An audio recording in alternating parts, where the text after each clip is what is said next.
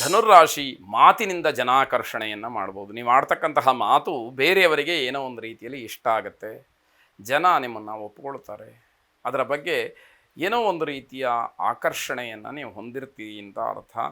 ಜವಾಬ್ದಾರಿಗಳ ಪೂರೈಕೆಯಿಂದ ಸಮಾಧಾನ. ಯಾವ ಕೆಲಸವನ್ನು ಮಾಡಿ ಕರ್ತವ್ಯ ಪ್ರಜ್ಞೆಯನ್ನು ತೋರಿಸ್ತೀರೋ ಅದು ನಿಮಗೆ ಸಮಾಧಾನವನ್ನು ಕೊಡ್ತಕ್ಕಂಥದ್ದಾಗತ್ತೆ.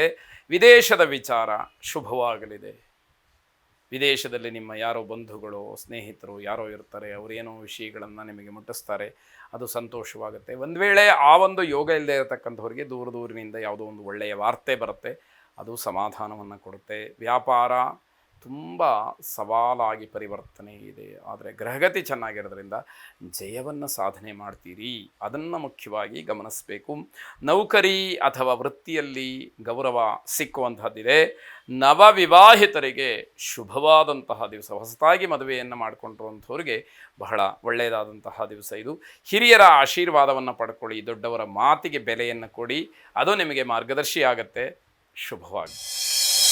ಮಕರ ರಾಶಿ ಸಹೋದ್ಯೋಗಿಗಳಿಗೆ ನಿಮ್ಮಿಂದ ಸಹಾಯವಾಗತಕ್ಕಂತಹ ದಿವಸ. ನಿಮ್ಮ ಕೈ ಕೆಳಗೆ ಕೆಲಸ ಮಾಡುವಂಥವ್ರು ಅಥವಾ ನಿಮ್ಮ ಜೊತೆಯಲ್ಲಿ ಕೆಲಸ ಮಾಡುವಂಥವ್ರು, ಇವರಿಗೆ ನೀವೊಂದಷ್ಟು ಸಹಾಯವನ್ನು ಮಾಡ್ತೀರಿ, ಅವರ ಮನಸ್ಸನ್ನು ಗೆಲ್ಲೋದಕ್ಕೆ ಇದೊಂದು ಕಾರಣವಾಗುತ್ತೆ.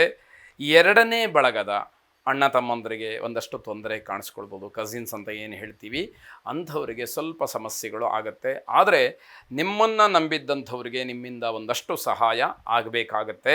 ಕುಟುಂಬದವರ ಜೊತೆಯಲ್ಲಿ ಸಾಯಂಕಾಲ ಉತ್ತಮವಾದಂತಹ ವಾತಾವರಣವನ್ನು ನೀವು ಆ ಸಮಯವನ್ನು ನೀವು ಏನೋ ಒಂದು ರೀತಿಯಲ್ಲಿ ಏರ್ಪಾಟು ಮಾಡಿಕೊಂಡು ಸೃಷ್ಟಿ ಮಾಡಿಕೊಂಡು ಆ ಸಮಯವನ್ನು ಚೆನ್ನಾಗಿ ಕಳೀತಕ್ಕಂತಹ ಒಂದು ಯೋಗ ಅವಕಾಶ ನಿಮಗೆ ಸಿಕ್ಕುವಂಥದ್ದಿದೆ.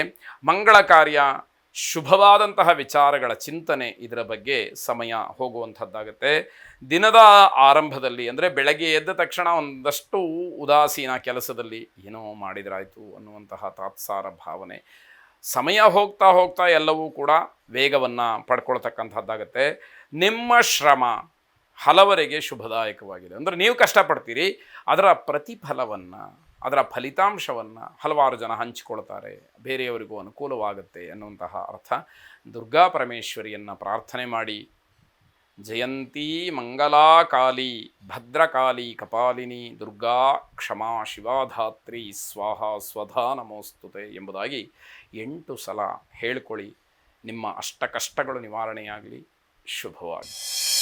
ಕುಂಭರಾಶಿ ವ್ಯವಹಾರದ ಜೊತೆಯಲ್ಲಿ ಪ್ರಯಾಣವೂ ಕೂಡ ನಿಮಗೆ ಇಷ್ಟ ಆಗಬಹುದು. ದಾಂಪತ್ಯದಲ್ಲಿ ತುಂಬ ಹೊಂದಾಣಿಕೆ ಬೇಕು. ಸ್ವಲ್ಪ ವ್ಯತ್ಯಾಸ ಆದರೂ ಕೂಡ ದೊಡ್ಡ ಮಟ್ಟದ ಗಲಾಟೆಗೆ ಅವಕಾಶವಾಗುತ್ತೆ. ಈ ಸೂಕ್ಷ್ಮ ತುಂಬ ಎಚ್ಚರದಲ್ಲಿರಲಿ. ಮನೆಯಿಂದ ಹೊರಗಡೆ ಇದ್ದಾಗ ತುಂಬ ಖುಷಿಯಾಗಿರ್ತೀರಿ, ಮನೆಗೆ ಬಂದ್ರಿ ಒಂದಲ್ಲ ಒಂದು ಸಮಸ್ಯೆ. ಹಾಗಂತ ಮನೆಗೆ ಬರಬೇಡಿ ಅಂತ ಅರ್ಥ ಅಲ್ಲ. ಮನೆಗೆ ಬಂದ ತಕ್ಷಣ ಅಲ್ಲಿಯ ವಾತಾವರಣ ಚೆನ್ನಾಗಿರೋದಿಲ್ಲ, ಅದನ್ನು ಸರಿಯಾದಂತಹ ರೀತಿಯಲ್ಲಿ ನಿಭಾಯಿಸಬೇಕು ಅನ್ನೋದು. ಮನೋರಂಜನೆಯ ದಿನವಾದರೂ ಕೂಡ ಸಂತೋಷ ಬಹಳ ಕಡಿಮೆ. ಇವತ್ತು ಬಹಳ ಆನಂದವಾಗಿರಬೇಕಾದಂತಹ ದಿವಸ. ಗ್ರಹಗತಿ ಚೆನ್ನಾಗಿಲ್ಲ ಅಂತಾದರೆ ಇರುವಂತಹ ಸಂತೋಷವನ್ನು ಯಾವುದೋ ಕಾರಣದಿಂದ ಕಿತ್ಕೊಂಡ್ಬಿಡುತ್ತೆ ಅನ್ನೋದಕ್ಕೆ ಇವೆಲ್ಲ ಸೂಚನೆಗಳು. ಸ್ನೇಹಿತರ ಜೊತೆ ವಿವಾದಗಳು ಉಂಟಾಗಬಹುದು. ವಿಷಯ ಅಲ್ಲಿ ಯಾವುದು ಅನ್ನುವಂಥದ್ದನ್ನು ಮುಖ್ಯವಾಗಿ ಗಮನಿಸಿ. ಅನೇಕ ಯೋಜನೆಗಳು ಕಾರ್ಯರೂಪಕ್ಕೆ ಬರತಕ್ಕಂತಹ ಸೂಚನೆಗಳಿದೆ. ಕುಲದೇವತಾ ಪ್ರಾರ್ಥನೆಯನ್ನು, ಕುಲದೇವತಾ ಆರಾಧನೆಯನ್ನು ವಿಶೇಷವಾಗಿ ಮಾಡಿ. ಶುಭವಾಗಿ.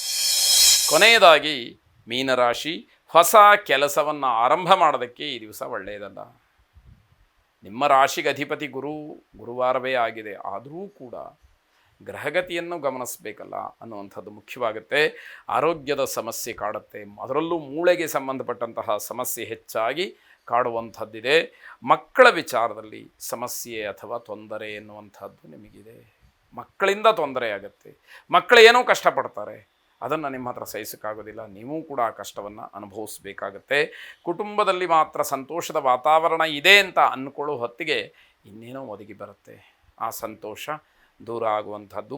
ಹಿರಿಯರ ಅಭಿಪ್ರಾಯ ಅಂತಕ್ಕಂಥದ್ದು ಬಹಳ ಮುಖ್ಯವಾಗುತ್ತೆ, ಅದನ್ನು ನಿರ್ಲಕ್ಷ್ಯ ಮಾಡಬೇಡಿ. ಯಾವಾಗ ಅದ್ರ ಬಗ್ಗೆ ಧೋರಣೆಯನ್ನು, ನಿರಾಸಕ್ತಿಯನ್ನು ತೋರಿಸ್ತೀರಿ, ಅದು ನಿಮಗೆ ತೊಂದರೆಯನ್ನು ಮಾಡುತ್ತೆ ಅಂತ ಅರ್ಥ. ಜನರ ಹೊಗಳಿಕೆ ಇರತಕ್ಕಂತಹ ದಿವಸ, ಆದರೆ ಯಾವ ರೀತಿಯಲ್ಲಿ ಜನ ಹೊಗಳುತ್ತಾರೆ ಅನ್ನುವಂಥದ್ದು ಮುಖ್ಯವಾಗುತ್ತೆ.